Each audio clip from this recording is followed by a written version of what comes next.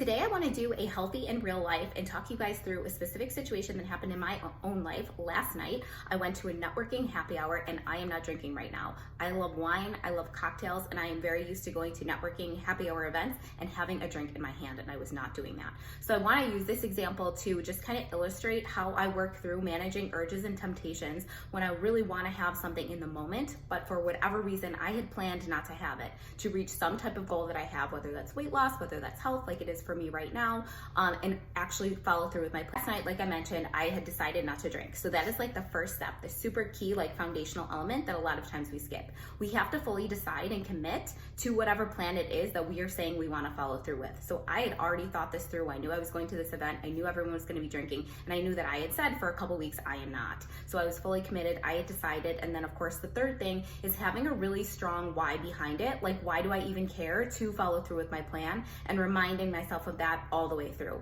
For me, it's reminding myself that I committed to this. 2.5 weeks I have left to do it, and I'm committed to following through with that. So that's my number one why. Number two is I want to feel really good after. I don't want to feel my brain to feel like foggy, fuzzy. I had things to do when I got home, and I also had things to do today, and I really wanted to still feel good. And even 1 or 2 glasses of wine can really throw that off.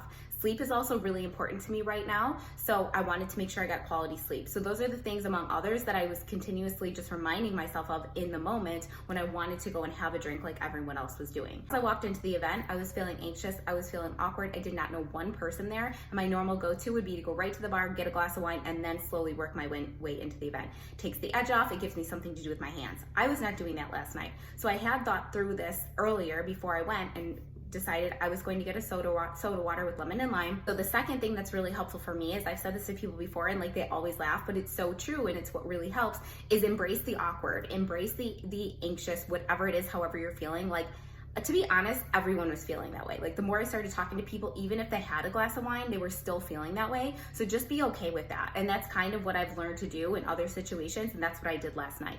The third part of it was, every time somebody walked past me with a glass of wine, I love wine. I think every time I had to talk back to my brain as it was giving me all of the reasons to go and just grab a glass of wine. You're at a networking event. It's great that you got here. You don't really need to not drink for a couple weeks, all of the things. And we have to, 1, become aware of those, and then 2, remember why we're doing what we're doing, and 3, talk back to our brain. And not in a way of like resisting it and using willpower, but kind of just from like a chill place of like, okay, I hear you, I hear all of your ideas, but this is what we're doing and why. And that's kind of what I did. And after a while, like a couple hours had gone by, I was totally happy with my soda water, feeling so much better than I would have otherwise if I would have had a couple of glasses of wine. I didn't even have to think about driving, which sometimes I Uber if I'm going to be in an event for a long time and I know I'm going to have a couple drinks. And I felt great when I got home and got the things done that I wanted to do.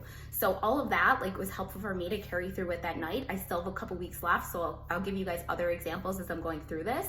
But let me know if this is helpful for you, and if this is something that you struggle with, whether it's food or drinks, feel free to book a free mini session with me. We can talk through where you're at, where you want to go, and talk about how we can bridge that gap.